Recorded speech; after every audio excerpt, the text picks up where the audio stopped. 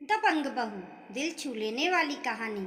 शादी के लिए देखने गई। माँ ने समधन से कहा, धैर्य मेरा इकलौता बेटा है, जैसा नाम वैसा गुण। जब जब मैं दूसरा बच्चा ना होने के लिए उदास होती तो शिवम जी कहते, ईश्वर ने 10 बेटों के गुण दिए हैं हमारे धैर्य में, लेकिन मेरा मन एक बेटी की चाहत में हमेशा किलपता रहता। सोचती थी बहू को ही बेटी का प्यार दूंगी। अपनी बहू की जो छवि मैंने सोची थी, मोली उसकी बिल्कुल विपरीत थी। उसकी माँ ने ही हंसते हुए कहा, अपने नाम के विपरीत है मोली। लड़कों की तरह वेशभूषा, हंसना बोलना, अक्कड़पन भरा हुआ था उसमें।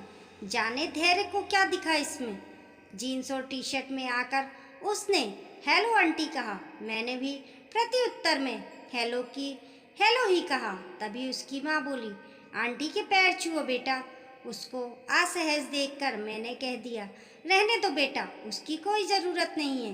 बातों से दमदार, बिंदास, खिलखिलाकर हंसने वाली, अपनी माँ से हर बात पर तर्क वितर्क करती मोली मेरे बेटे धैर्य की पसंद ही नहीं, प्यार भी थी।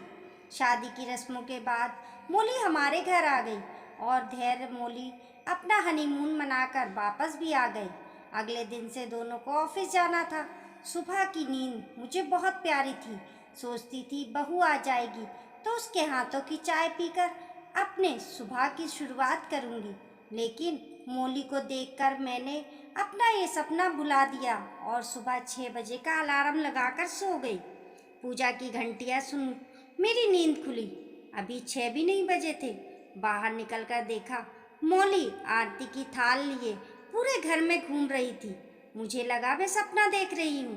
तब तक वो पास आकर बोली, मम्मा प्रसाद लीजिए। फ्रेश होकर बाथरूम से निकली तो मैडम चाय के 2 कप लिए हाजिर थी। चाय पीने के बाद मोली बोली, मम्मा मुझे नाश्ते में बस सैंडविच और चीला बनाना ही आता है। आप लोग नाश्ते में क्या खाते हैं? पीछे से धैर्य आकर बोला, जो भी तुम बनाओ हम वही खाएंगे। धैर्य ने मेरा हैरान चेहरा देखकर पूछा, क्या हुआ माँ, चाय पसंद नहीं आई? नहीं रे, इतनी अच्छी चाय तो खुद मैंने ही नहीं बनाई कभी। फिर मैंने मोली से कहा, तुम्हें ऑफिस जाना है बेटा, तैयार हो जाओ, अभी मैड आती रही होगी, मैं उसके साथ मिलकर नाश्ता बना लूँगी। अरे नहीं मम्मा, नाश्ता तो मैं ही बनाऊँगी। फिर तो पूरा दिन ऑफिस में रहूँगी तो घर पर सब आपको ही देखना पड़ेगा। मोली कभी कोई मौका नहीं देती थी कमी निकालने का। साड़ी बहुत कम पहनती है। वो हर रोज़ हमारे पैर भी नहीं छूती। उसकी आवाज़ भी धीमी नहीं है। उसे घर के काम भी नहीं आते।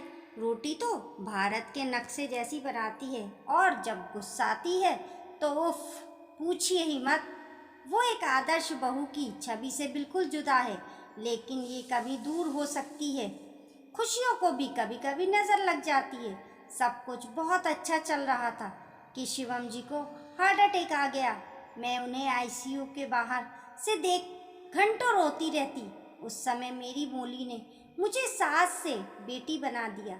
मुझे अपनी बाहों में भरकर चुप कराती, जबरदस्ती अपने हाथों से खाना खिलाती, हर वक्त यही कहती, पापा बिल्कुल ठीक हो जाएंगे।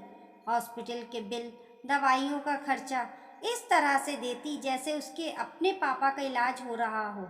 धैर्य और मेरे सामने मजबूत चट्टान बनी मेरी मोली वास्तव में बहुत कोमल थी। घर आने के बाद भी शिवम जी का ख्याल हम दोनों से ज़्यादा रखती।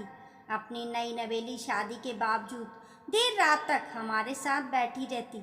मासूम गुड़िया सी बहू का सपना देखने वाली सास को एक मजबूत बेटी मिल गई थी, जिसका चोला पश्चात था पर दिल एकदम देसी था। आज मेरे जन्मदिन पर धैर्य ने कहा, माँ तैयार हो जाइए, आपकी पसंद की साड़ी खरीदने चलते हैं। मुझे कुछ नहीं चाहिए धैर्य, तूने मोली के रूप में मेरी जिंदगी का सबसे बड़ा तोहफा दे दिया। मेरी भीगी आंखें पोंछकर धैर्य ने पूछा, वैसे है कहाँ आपकी दबंग बहू, जिसने अपनी दबंगाई से आपका दिल भी जीत लिया? जब तक मोली ने मेरे गले में अपनी बाहें डालकर कहा, हैप्पी बर्थडे मम्मा, और एक पैकेट पकड़ाते हुए कहा, ये दुनिया की बेस्ट मम्मा के लिए। पैकेट खोलकर देखा तो उसमें कांजीवरम साड़ी थी, बिल्कुल वैसी ही जैसी मैं हमेशा से लेना चाहती थी। मेरे आश्चर्यचकित चेहरे को देखकर बोली, वो जब आप रेखा की तस्वीर गूगल पर सर्च करके घंटों देखती थी, तभी मुझे समझ आ गया कि आप उनकी तस्वीरों में देखती क्या हैं। अपनी जोरदार हंसी के साथ उसने फिर से मुझे गले लगा लिया। खुशी में बहते आंसुओं को पोंछकर उसने कहा, एक माँ के दिल की बात एक बेटी तो समझ ही जाएगी ना मम्मा। हाँ, मेरी मोली बेटी। दोस्तों, आपको ये दबंग बहू स्टोरी कैसी लगी कमेंट करके ज़रूर बताइए, और पसंद आने पर लाइक और शेयर करें। ऐसी ही अच्छी अच्छी कहानियों के लिए चैनल को सब्सक्राइब करना ना भूलें। मिलते हैं फिर एक नई कहानी के साथ।